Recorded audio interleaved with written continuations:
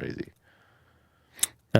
Sticking with AI, how about an AI babysitter for your dog? Oh, poor doggy, poor lonely doggy. Yeah.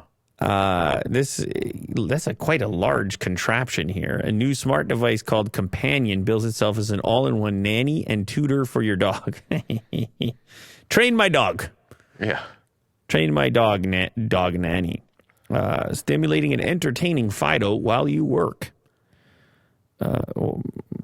Companion started taking reservations for a $49 a month device. Wow. Never mind Netflix. You're never eating again. $50 a month to entertain Fido. Expected to start shipping May 2024. Stationary device dispenses treats, provides all-day scheduled and on-demand engagement for your dog with games, behavioral programs, and training. Simultaneously monitors your dog's health, looking for sudden or subtle shifts in your dog's movement or posture that can indicate pain, anxiety, and stress. But you got to check in on this thing, and you're at work, and how often are you checking out Companion? Like, it's a tough one. Yeah. But it's similar to the other ones in the past. It's got to, like, shoot out a treat. It's got to, like, they always seem to have to do that. That's shooting a must, yeah. Treats. It's the only way to get the dog's attention. And also January recap. A full report of January. Yeah, 84 out of 100. Sit, level 1. So it starts shouting at them, sit. It's really gamified. You want a treat? Sit. Yeah. Well, I don't know. I guess people got the dogs and they want to see the dogs. It's a cool little toy. I think I must have the most chill dog because my dog doesn't. Like, you know, some people's dogs, I guess they stay at home and then they just like make a disaster or something. Yeah. They get this might help. anxious or something and chew things up or try to scratch their way out, or I don't really know what people's dogs are doing. I think this might be important now more than ever because people are going back to work. They're not just working at home anymore. So this device may aid in the transition. What does your dog do? Because everybody always talks about this. Like, I can't, my dog can't be at home for, like, what does your dog do? That's so bad. Nothing really. Like, he's 5 and he kind of just lays around.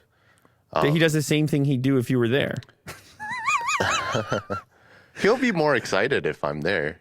Right. Yeah. But I mean, unless you're willing to play a game or engage, yeah, his activities don't really alter that much if you're there or not.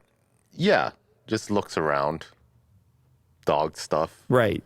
But was there a point in time when he didn't do that, where he would cause a real ruckus? Yeah, when he was a puppy. I think a lot of dogs do that. But I think for this device, it also monitors, so it's kind of interesting as well. But the dog still has to take a piss at some point. Yes, yeah. So you still got to go do that. Uh-huh. I don't know.